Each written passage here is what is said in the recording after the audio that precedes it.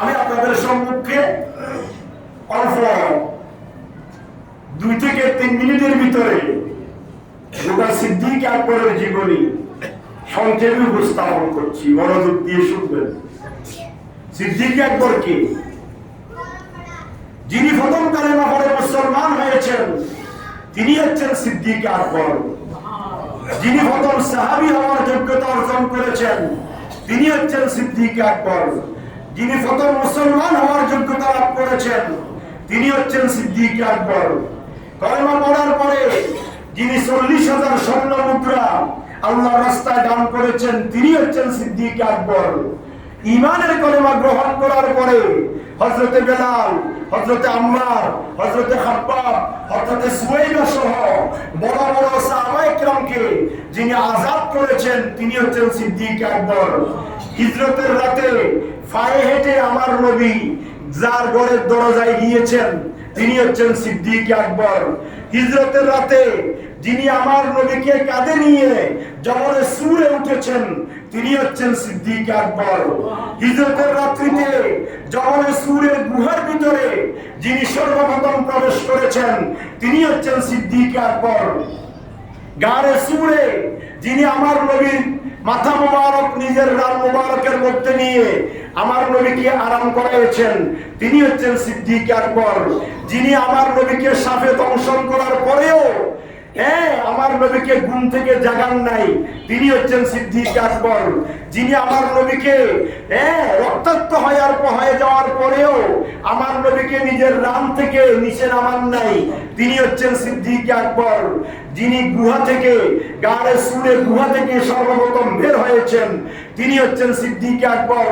Medina শরীফে পৌঁছার পরে কুবা নামক স্থানে যিনি সর্বপ্রথম অবস্থান করেছেন তিনি হচ্ছেন সিদ্দিক আকবর।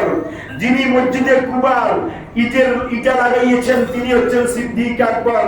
যিনি রিয়াদুল জান্নাতের জায়গা ক্রয় করে মসজিদের জন্য ওয়াকফ করেছেন তিনি হচ্ছেন সিদ্দিক আকবর। যিনি মসজিদে নববী শরীফের জায়গা ক্রয় করে মসজিদে নববী শরীফের জন্য ওয়াকফ করেছেন তিনি হচ্ছেন সিদ্দিক আকবর। যিনি মসজিদে নববী শরীফের সর্বপ্রথম ইটা লাগিয়েছেন তিনি হচ্ছেন সিদ্দিক আকবর। কোরআনুল কারীম যার ব্যাপারে বলেছে আল্লাযীনা ইউনফিকুনা আমওয়ালাহুম বিল-লাইলি ওয়ান-নাহারে সিররান ওয়া আলানিয়া তিনি হচ্ছেন সিদ্দিক আকবর।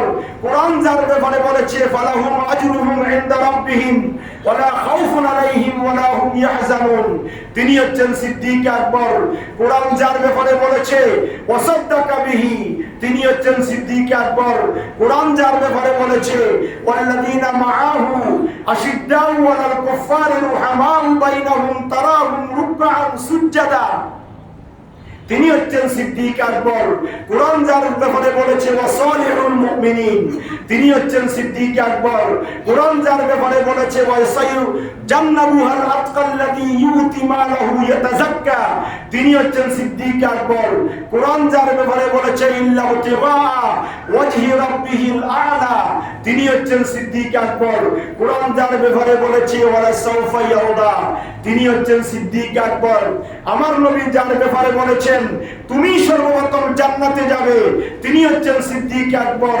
আমার নবী যার ব্যাপারে বলেছে আনতা সাহিবু বিল গার তিনি হচ্ছেন সিদ্দিক আকবর। আমার নবী যার ব্যাপারে বলেছেন ওয়া সাহিবু আলাল হাউদ তিনি হচ্ছেন সিদ্দিক আকবর। আমার নবী যার ব্যাপারে বলেছেন আনতা আতিকুল্লাহি মিনান নার তিনি হচ্ছেন সিদ্দিক আকবর। নবীজির জীবন দশায় সবসময় যিনি নবীজির চতুর্পাশে থাকতেন তিনি হচ্ছেন সিদ্দিক আকবর। সুলহে হুদাইবিয়ায় যিনি পরামর্শ দিয়েছেন তিনি হচ্ছেন সিদ্দিক আকবর। নবীজির সুখে যিনি সবসময় সুখী ছিলেন তিনি হচ্ছেন সিদ্দিক আকবর। নবীজির দুঃখে যিনি সবসময় দুঃখী ছিলেন তিনি হচ্ছেন সিদ্দিক আকবর। আম্মা খাদিজাতুল কুবরা তাহেরার ইন্তেকালের পরে নিজের কলিজার টুকরা 6 বছরের আয়েশাকে তার কাছে মুহাম্মদুর রাসূলুল্লাহর কাছে যিনি বিবাহ দিয়েছেন তিনি হচ্ছেন সিদ্দিক আকবর। আমার নবী 9 হিজরিতে যাকে আমিরুল হুজ্জাজ বানিয়ে হজে পাঠিয়েছেন তিনি হচ্ছেন সিদ্দিক আকবর। আমার নবীর জীবদ্দশায় আমার নবীর দুনিয়া থাকা অবস্থায় যিনি নামাজের ইমামতি করেছেন তিনি হচ্ছেন সিদ্দিক আকবর। আমার নবীর মুসল্লায় দাঁড়িয়ে যিনি খুতবা দিয়েছেন তিনি হচ্ছেন সিদ্দিক আকবর। আমার নবীর ইন্তেকালের পরে যিনি সর্বপ্রথম খলিফা হয়েছেন তিনি হচ্ছেন সিদ্দিক আকবর। আমার নবীর ইন্তেকালের পরে যারা যাকাত দিতে অস্বীকার করেছে তাদের বিরুদ্ধে যিনি ইয়ামামার যুদ্ধের ঘোষণা দিয়েছেন তিনি হচ্ছেন সিদ্দিক আকবর।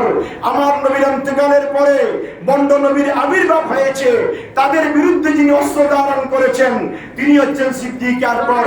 আমার নবীর ইন্তেকালের পরে যিনি সর্বপ্রথম রওজা আতহারের মধ্যে গিয়েছেন তিনি হচ্ছেন সিদ্দিক আকবর।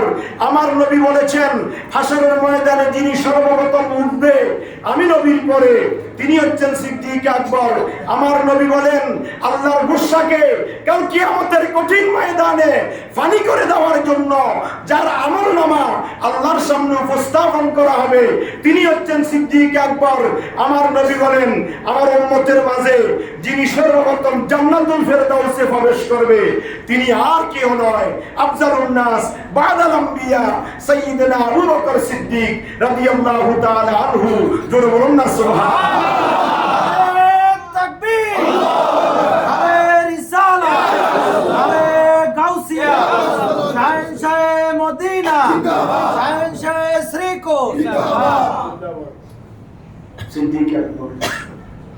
এটাই হচ্ছে সিদ্দিক আকবরের জীবন।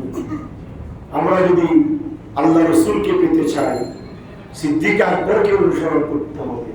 সিদ্দিকে আকবর ইবনে কুহাফা অবিকল রসুলের প্রতিশ্রুতি।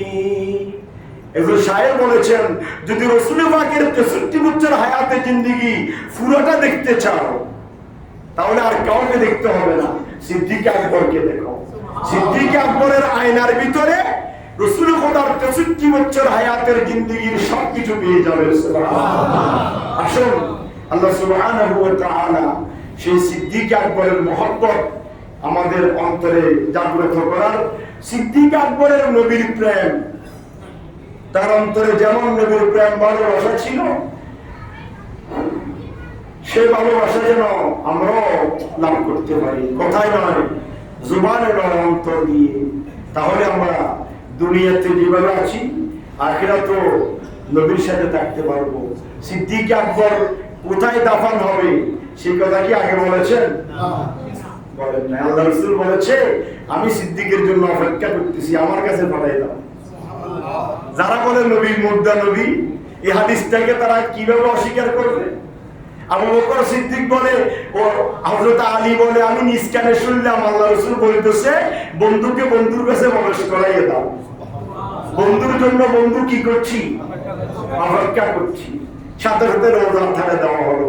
সিদ্দিক আকবর ওই ব্যক্তি যিনি আল্লাহ রাসূলের বাল্য বন্ধু ছিলেন, যৌবনকালের বন্ধু ছিলেন, হিজরতের বন্ধু ছিলেন, মদিনাতুল মুনাওয়ারার যতদিন ছিলেন ততদিনের বন্ধু ছিলেন, সর্বশেষ রওজার ধারের বন্ধু আছেন, কিয়ামতের ময়দানে জান্নাতের বন্ধু হবেন যিনি, তিনি হচ্ছেন সিদ্দিক আকবর। আল্লাহ পাক আমাদের সবাইকে তৌফিক দান করুক, আমিন।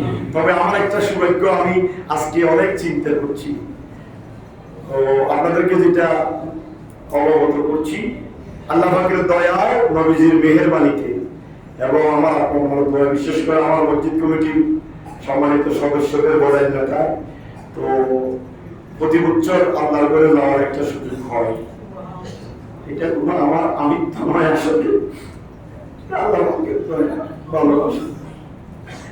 টাকা দিয়ে কেউ, আমি যেটা আমার ক্ষুদ্র জ্ঞানে চিন্তা করছি, টাকা পয়সা থাকলে আসলে যাওয়া যায় যদি আল্লাহ এবং আল্লাহ রাসূলের দয়া না হয়। আমার মতো পাপী গুনাহগার পাপিষ্ঠকে যে আল্লাহ এবং আল্লাহ রাসূল ডাকতেছেন, হয়তো বা এটার ভিতরে আল্লাহ এবং রাসূলের ডাক ছাড়া যাওয়া কোনো অবস্থাতে সম্ভব না। আপনাদের দোয়া বদলতে ইনশাআল্লাহ আগামী মঙ্গলবার 16 তারিখ ফজর নামাজের সাথে সাথে বের হব, 9:30টায় ফ্লাইট। আমি 2009 সাল থেকে এই পর্যন্ত যতবার গিয়েছি কোনোবার আগে মদিনায় যাই নাই। মদিনা শরীফ গিয়েছি হজের পরে, উমরার পরে। তো এইবার কেন যেন আমার মদিনা শরীফ হলো আগে। আমার কয়েকটা যাত্রীও বলতেছে হুজুর মদিনা শরীফ পরে হলে ভালো হতো। আমি আজকে রাত্রিতে গভীরভাবে চিন্তা করছি, যেটা রাত্রে স্বপ্নের বেলা আমাকে দেখানো হয়েছে, গভীরভাবে চিন্তা করেছি মদিনা শরীফ আসলে পরে গেলে ভালো হতো। কিন্তু ক্যালেন্ডারের সাথে সবকিছু মিলাই দেখলাম সিদ্দিক আকবরের ফাতিহা যেই দিন, সেই দিন আমি সিদ্দিক আকবরের কদম তলে থাকবো ইনশাআল্লাহ, রাউজা থানের সামনে থাকবো। সেই দিনে সিদ্দিক আকবরের ফাতিহা। আমি আমার ক্ষুদ্র জীবনে ইনকাম যখন থেকে করতেছি, সিদ্দিক আকবরের জীবনী অ্যানালাইসিস করার পর থেকে আমি সিদ্দিক আকবরের স্মরণে একটা মাহফিল দিই প্রতি বছর। আমাদের এখানে গাউসে পাকের স্মরণে মাহফিল হয় না, খাজা গরিবের নামাজের স্মরণে মাহফিল হয়। তো আমি মনে করি ঈদে মিলাদুন নবীর পরের স্থান হচ্ছে সিদ্দিক আকবরের ফাতিহার স্থান। কথা বলে দেখি না, নবীর পরে সিদ্দিকে আকবর। ওই হিসাবে আমি প্রতি বছর সিদ্দিক আকবরের স্মরণে আমি একটা মাহফিল করি, তাবারকের ব্যবস্থা করি, আমার নিজের অর্থায়নে নিজের ব্যবস্থাপনা। এটার জন্য আমি গোটা 1 বছর প্রস্তুতি নিই, ক্ষুদ্র ক্ষুদ্র ক্ষুদ্র ক্ষুদ্র করে আমার নিজের হালাল ইনকাম থেকে, কারো থেকে নয়। তো আমার মনে হয় ওটার একটা নজরানা আল্লাহ আমাকে দেখাচ্ছে।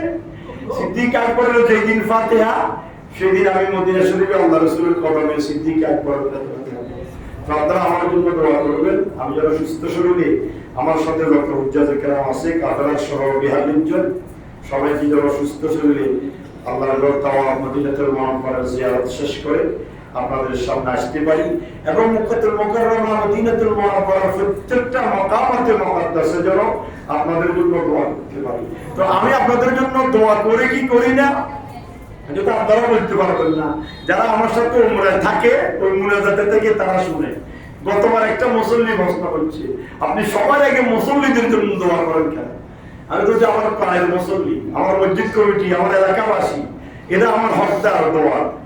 মনসুরাবাদ এলাকাবাসী, মনসুরাবাদের মুসল্লি, মনসুরাবাদ নয় শুধু, এটা বললে অনেকে রাগ করবেন, যারা ভিতরে পুরুষরা, বাইরে পুরুষরা, কাট্টলি, তারপর আগ্রাভালা, ওই দিক থেকে যারা আসেন, আমি সব মুসল্লিদের জন্য দোয়া করি। এই দৃশ্যটা এই মুনাজাতের মধ্যে সমানে আসে, চোখের সামনে আসে, আপনাদের জন্য দোয়া। তো আমি যেন সুস্থ শরীরে প্রত্যেক স্থানে হাজিরা দিতে পারি, আপনাদের জন্য দোয়া করতে পারি, আমার জন্য দোয়া করবেন। আল্লাহ যেন আমাদের সবাইকে তৌফিক দান করে। আমিন।